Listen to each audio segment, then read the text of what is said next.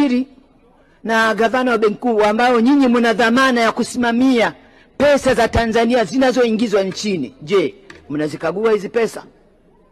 Lakini vile vile, je, zinaingia katika mpango mkakati wa matumizi bora ya nchi? Manake leo tunapata pesa kama zile, tunataka tujue kilimo zimekwenda kiasi gani, tunataka tujue uvuvi zimekwenda kiasi gani.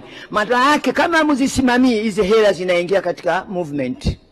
Na tumeona hizi pesa zinaingia katika movement Kongo, wametengeneza M23.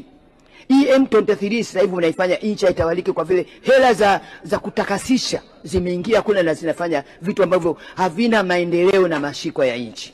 Na nina imani katika hizi pesa ambazo zinaingia, kama mzifanyie tathmini na kujua zinakwenda wapi na mkazifanyia ukaguzi, sitaingia no reform no election. Watatumia nguvu kubwa ya kufanya matumizi hayo kwa vile nini? Wanajua hapo ndio eneo ambalo tutaligusa nchi hii na kuingiza katika tafaruku. Tunamwombea Mwenyezi Mungu, Mheshimiwa Rais aweze kusimamia hili, na nyinyi sisi watendaji wote kwa pamoja tusiruhusu kuileta mianya ambayo itatufanyia nchi hii iingie katika machafuko. Imani yangu mimi napenda sana nchi na amani. Watu wa kwanza wanaoathirika katika machafuko ni walemavu. Mimi siwezi kukimbia, hivyo nitakuwa mimi nahangaika. Wanawake na watoto watahangaika hapa. Hivyo watu wanaweza kuleta machafuko kama hayo, tusikubali. Watanzania lazima tuungane kwa pamoja, tusimame na amani na utulivu, na hili Mwenyezi Mungu naamini itawezekana.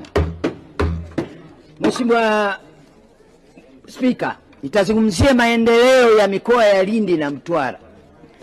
Kwa nini mikoa mingine naona inakimbia katika maendeleo, lakini hata mipango ya pesa ambazo zinakwenda katika mikoa hiyo inakuwa michache? Sasa sisi wote tunazungumza ni kama watoto wa familia moja, watoto wa Mheshimiwa Rais Samia Suluhu Hassan. Ninaomba katika maeneo ambayo tunayazungumza kila siku lazima yafanywe kazi. Kwanza tunahitaji barabara ya kutoka Lindi, kutoka Dar es Salaam mpaka Mtwara, mpaka na Mtumbo, ziimarishwe. Kwa nini nazungumza?